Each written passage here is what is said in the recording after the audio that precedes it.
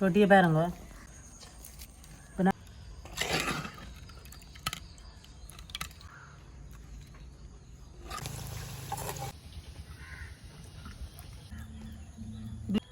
முட்டையை வந்து மாவோட சேர்த்து கலப்போம்.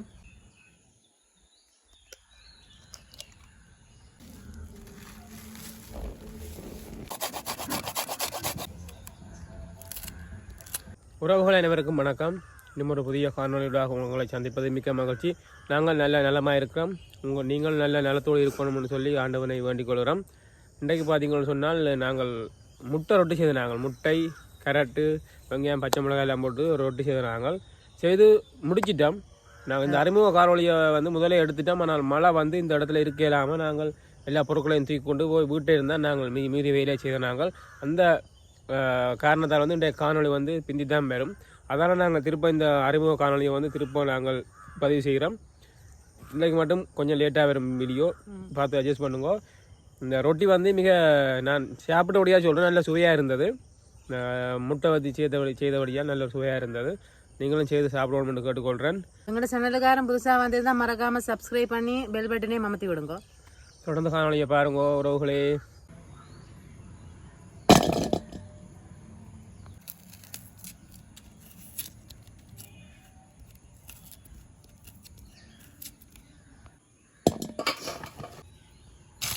வெங்காயம் உடைச்சிட்டோம். வெங்காயத்தை நல்லா கழுவி எடுப்போம். சின்ன வெங்காயம் தானே, தூசிகள் எடுக்கணும். தூசுகள் எடுக்கணும்.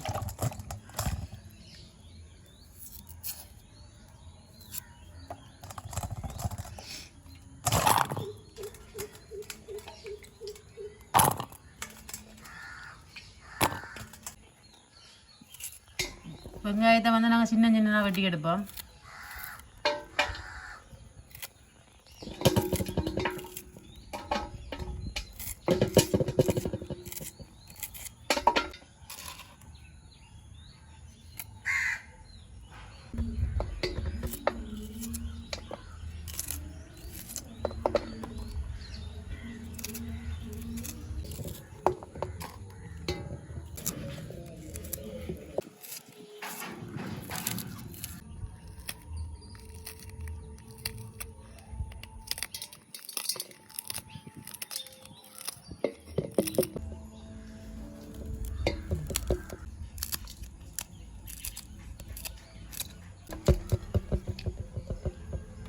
வெங்காயமும் பட்டியாச்சு, பச்சை மிளகாயும் பட்டியாச்சு. 3 பச்சை மிளகாய் வட்டி இருக்கிறோம்.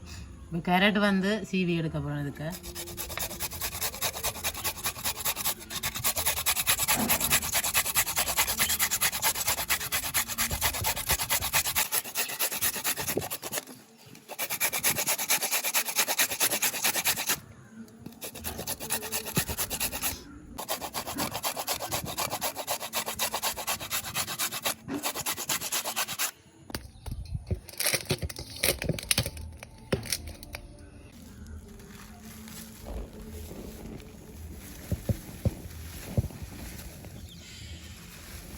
கோதுமைம்மா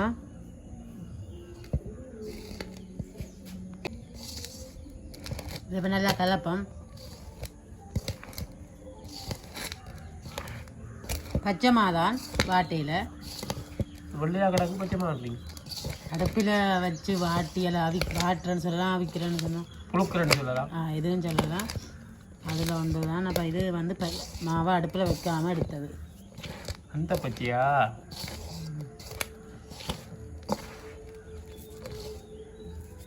முட்டை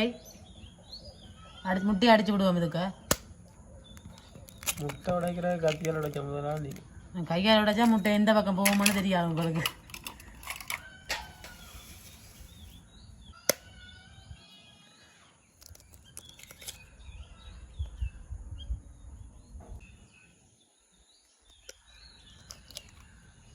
நாங்கள் 4 முட்டை போட்டுக்கிறோம். 3/4 கிலோ மாவுக்கு. நீங்கள் நிறைய முட்டை வேணும்னா நிறைய போடலாம்.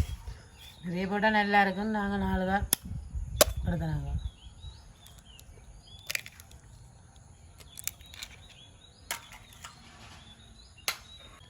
முட்டையை வந்து மாவோட சேர்த்து கலப்போம். இந்த கலந்து போட்டு இந்த கையோரக்கான எல்லாம் மூக்கில் வச்சு வேறுங்க எப்படி நல்ல வாசமாக இருக்கும். ஏன்னா அப்படி எண்ணெய் கொதிக்க வச்சுட்டு கையை வச்சு எடுத்தா நல்லா ஒரு வாசம் இல்லை. முட்டை மனம் எப்படி இருக்கு, பச்சை முட்டை. உப்பு,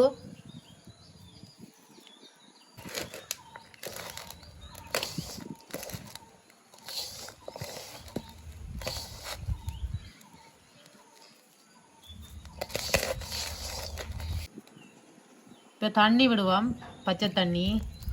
சொல்ற முழுக்கே போல நீங்க இல்லை பச்சை தண்ணியெல்லாம் சொல்லி பச்சை மாட்டியல் வெள்ளமா போட்டியல். இப்போ பச்சை தண்ணி அது உங்களை இல்லை காமெடி பண்ண வளர்க்கிட்டியல். நீங்கள் போங்க தண்ணி என்ன வேண்டா, பச்சை தண்ணியண்டா அடுப்பில் கொதிக்க வைக்காதான். கொதிச்சவங்களோட நல்லா சில சொல்லிக்க புரியாது. நான் அதான் பச்சை தண்ணி அவைகளும் புரியும், எல்லாருக்கும் புரியும். பச்சை தண்ணியெல்லாம் அடுப்பில் வைக்கவும் இல்லை, ஒன்றும் இல்லை. உடனே எடுத்த தண்ணி குளிரக்குள்ள கொஞ்சமாக எண்ணெய் சேர்ப்போம், இல்லாட்டி ஒட்டி பிடிக்கும்.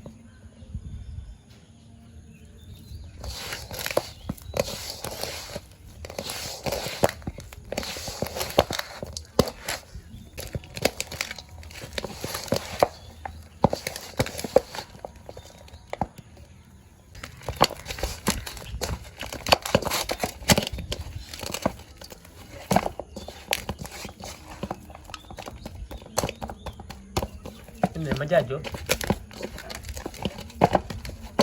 கை ஒட்டிச்சு தானே ஒரு பச்சை தண்ணியில் கழுவுங்க.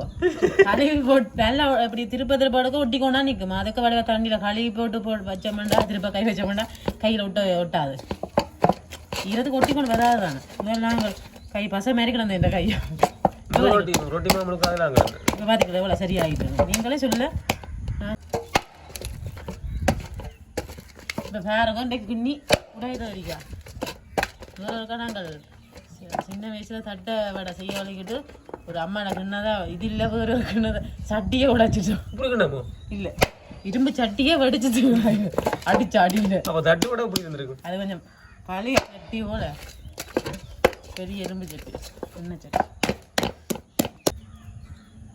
இது ஒரு 10 நிமிஷத்துக்கு இருக்கட்டுக்கும். அப்படியே இது நாங்கள் அடுப்பை எரித்து சட்டியெல்லாம் சூடாக சரியாக வந்துடும். அப்புறம் உருட்டி போட்டு தட்டை செஞ்ச ஒன்று உருட்டி வச்சுக்கிறேண்ணா, கொஞ்சம் உருட்டி பார்க்குறேன்.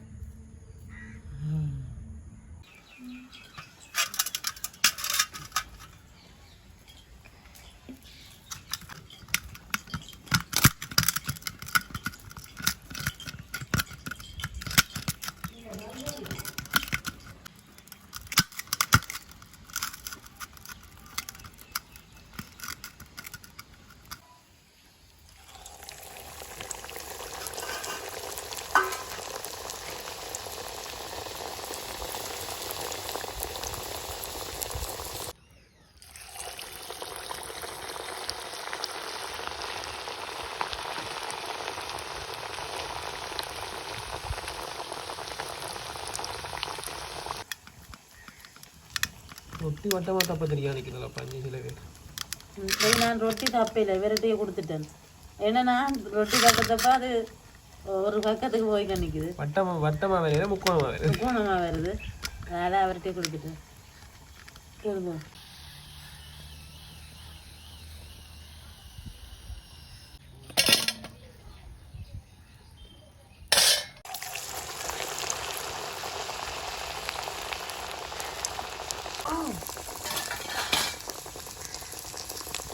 ரொட்டி கண்டாலும் நான் செய்த ரொட்டி என்ன சாப்பிட்டா சரி தானே.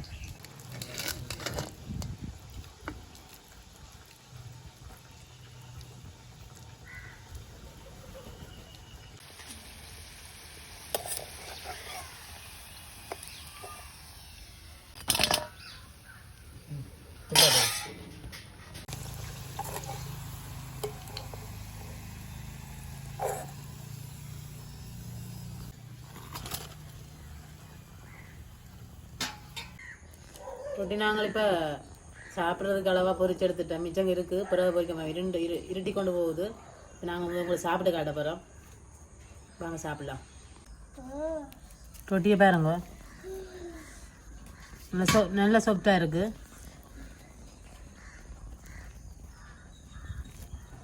முட்டை போட்டது பொங்கி இருக்குது. இப்போ நாங்கள் ரொட்டியை பிச்சு போட்டுட்டு இறைச்சி குழம்போடு சாப்பிட போகிறோம். என்ன இறைச்சி? கோழி இறைச்சி. கோழி இறைச்சி.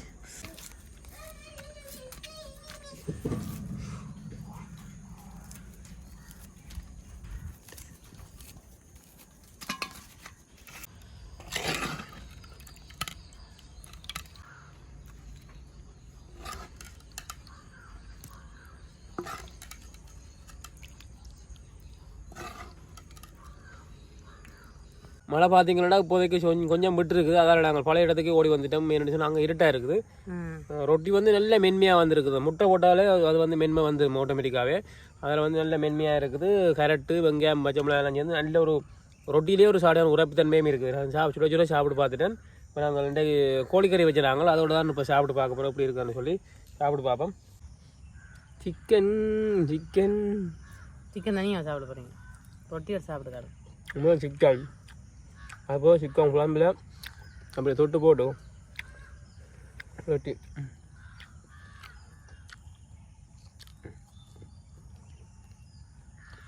மழை தூரத்தால நாங்கள் பிள்ளைகளையும் கூப்பிடல.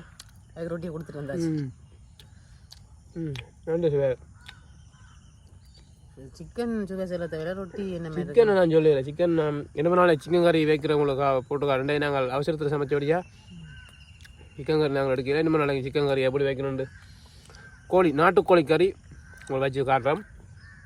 அப்போ அந்த முறையில் இன்றைக்கு முட்டை ரொட்டி நல்ல சுவை. இந்த குழம்புக்கும் நல்ல சுவையாக இருக்கும். ரொட்டியை வந்து குழம்புல நல்லா விட்டு சாப்பிட்டா தான் அதில் டேஸ்ட் தெரியும். குழம்புல மசாலா எல்லாம் ரொட்டியில் இறங்கினா ஊறணும். கொஞ்சம் வரும். இப்படி ஊறினா தான் நல்ல ஒரு சுவை வரும். அப்பா சொல்லதே இல்லை. நல்லா இருக்கு.